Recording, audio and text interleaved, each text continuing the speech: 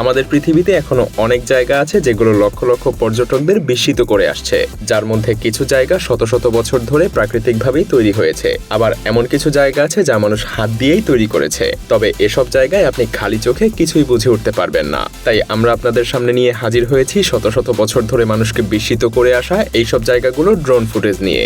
তো চলুন শুরু করা যাক। গোলা দ্বীপটা ইতালির পসিলিপোর ঠিক দক্ষিণে অবস্থিত। এই এরিয়াগুলোতে এটাই সব থেকে দর্শনীয় স্থান। মজার ব্যাপার হলো এখানে আছে খুবই পাতলা পাথরের একটা সেতু। যদিও অবসর সময় কাটানোর জন্য এটা অন্যতম সেরা একটা জায়গা, কিন্তু ভয়ের ব্যাপার হলো এখানকার বাড়িগুলোর মালিকেরা প্রায় অকালে প্রাণ হারায়, যার কারণে অনেকেই মনে করে এই দ্বীপটা অভিশপ্ত।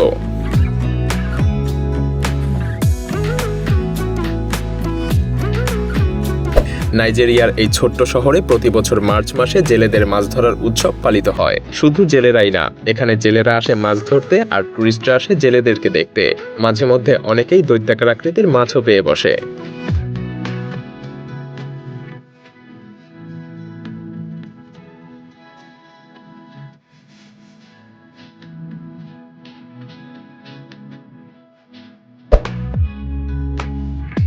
এটা কিন্তু নাইজেরিয়ার মাছ ধরার দৃশ্য না। চীনের এই সমুদ্র সৈকতে লক্ষ লক্ষ মানুষ ভিড় করে। এখানে ঋতু পরিবর্তনের সময় প্রতিদিন প্রায় 2 লাখ পর্যটকের আগমন হয়। সোনালী বালির মধ্যে দাঁড়িয়ে উষ্ণ সমুদ্র দেখতে কার না ভালো লাগে।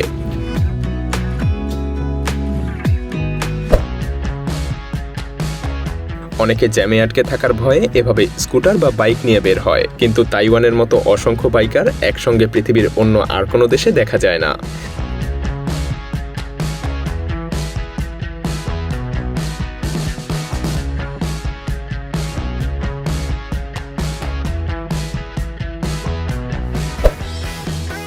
আপনি যদি ভালো করে লক্ষ্য করেন তাহলে দেখতে পাবেন এখানে লক্ষ লক্ষ মানুষের সমাগম ঘটেছে। মূলত অসংখ্য মানুষ করোনা মহামারীর পরে অবসাদগ্রস্ত হয়ে পড়ে, আর তাই তারা তাদের অবসাদ দূর করার জন্য সুরক্ষা কবচ ভেঙে লক্ষ লক্ষ মানুষ একত্রিত হয়েছিল, কারণ তারা অনেক দিন ধরে একা ঘরবন্দি হয়েছিল।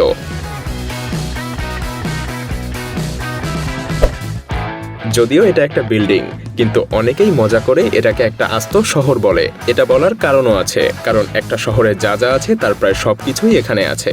শুধু তাই নয়, এখানে একসঙ্গে বাস করে প্রায় 20,000 মানুষ।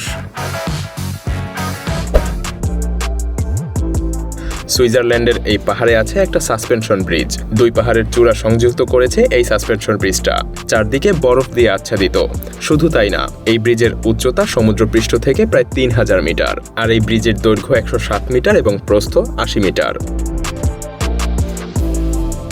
নরওয়ের এই ঠং বা জিব নামের পরিচিত রকি আউটক্রপ ছবি তোলার জন্য এক অসাধারণ জায়গা, আর তাই তো এখানে ছবি তোলার জন্য প্রতিদিন হাজার হাজার মানুষ ভিড় করে। যদিও ছবি তুলতে গিয়ে প্রাণ হারানোর প্রবল সম্ভাবনা থাকে। হিমবাহের প্রভাবে এটা গঠিত হয়েছিল প্রায় 10,000 বছর আগে।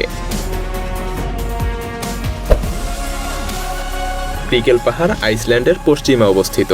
জায়গাটা শীতকালে বরফ দিয়ে ঢাকা থাকে, আর গ্রীষ্মকালে ভরে ওঠে সবুজের সমারোহ এবং মনোমুগ্ধকর ঝর্ণায়। একটা সময় পাহাড়টা সম্পূর্ণভাবে বরফে ঢাকা ছিল আর কিছু অংশ বের হয়েছিল, কিন্তু হিমবাহ গলে যাওয়ার পর এটা প্রায় সম্পূর্ণরূপে বের হয়ে গেছে, আর বর্তমানে এর উচ্চতা 463 মিটার। চীনের সবুজ পেরুভিয়ান মরুদ্যান পাম গাছ দিয়ে ঘেরা এবং চারদিকে বালির পাহাড়ের কারণে পর্যটকদেরকে বেশ আকর্ষণ করে। এই মরুদ্যানের মধ্যেই আছে একটা লেক। স্থানীয়রা বিশ্বাস করে একজন রাজকন্যা ভয়ে তার আয়না ফেলে গিয়েছিল, আর তখনই এই লেকটার সৃষ্টি হয়। এমনকি অনেকেই মনে করে এই পানি যে কোনো রোগ সারিয়ে দিতে পারে।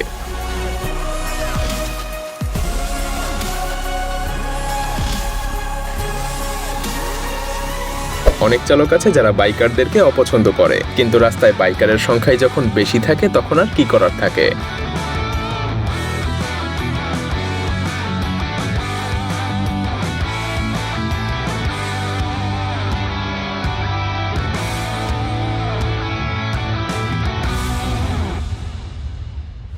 কোনো কনসার্টে যখন হাজার হাজার মানুষ একত্রিত হয়ে উন্মাদনায় মেতে ওঠে, তখন যেন সেখানে আলাদাই একটা পরিবেশের সৃষ্টি হয়।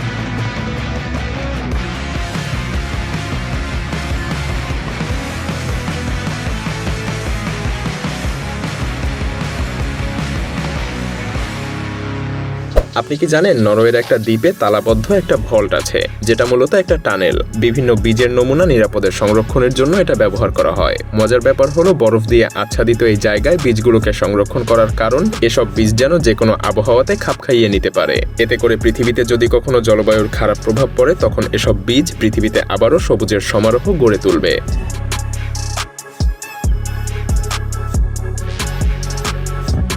পৃথিবীর সবথেকে বৃহত্তম হোটেল মালয়েশিয়ার ওয়ার্ল্ড অ্যান্ড প্লাজা হোটেল। হোটেলের বাইরের রুম সাদা উজ্জ্বল রঙের, কিন্তু ভেতরে বিভিন্ন আধুনিক নকশায় রাঙিয়ে তোলা হয়েছে। হোটেলটাতে আছে প্রায় ৭,০০০টা কক্ষ। সেই সাথে এখানে আছে shopping centre, restaurant, casino, theme park, stage সহ আরও আছে স্ট্যাচু অফ লিবার্টি এবং আইএফএল টাওয়ারের রেপ্লিকা। আলগার দে বেনাগিল গুহাটা পর্তুগালে অবস্থিত।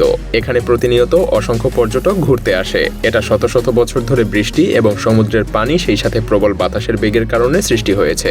আপনি গুহার মধ্যে প্রবেশ করলে সোজা সমুদ্রের সাথে গিয়ে মিলিত হতে পারবেন। তাছাড়া এই গুহার মধ্যে আছে সোনালী কালারের বিভিন্ন রঙের পাথর। সেই সাথে এর মধ্যে আছে একদম তাজা প্রাণবন্ত বাতাস। প্রতি ঘন্টায় সূর্যের আলোর কারণে গুহার মধ্যকার দৃশ্যের পরিবর্তন ঘটে।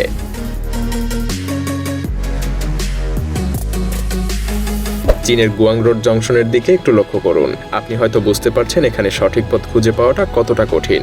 এই ব্রিজগুলো নির্মাণ করতে সময় লেগেছে ৪ বছর। এখানে আছে ৫টা স্তরে ১৮টা ভিন্ন ভিন্ন ওভারপাস, এক একটা এক এক দিকে ছুটে চলেছে। এমনকি এই ব্রিজগুলোর মধ্যে সবথেকে উঁচু ব্রিজের উচ্চতা ৩৭ মিটার। বলা যায় এটা যেন গাড়ির রোলার কোস্টার।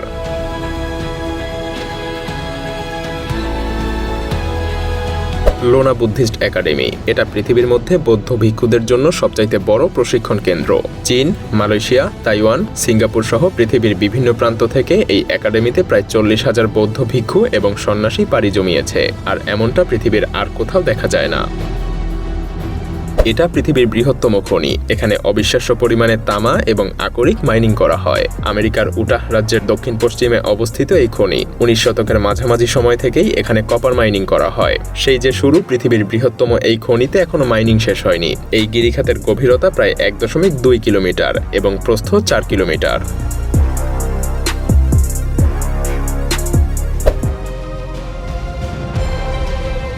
কিমি ইশিগুস্তো একটা পার্ক, বা আপনি এটাকে চন্দ্র উপত্যকাও বলতে পারেন। এখানকার দৃশ্য অনেকটা চাঁদের দৃশ্যের মতো, সেজন্যই এটাকে বলা হয় চন্দ্র উপত্যকা। শুধু তাই না, ডাইনোসর সহ ডাইনোসর যুগের অনেক প্রাণীর ধ্বংসাবশেষ এখানে এখনও সংরক্ষিত আছে।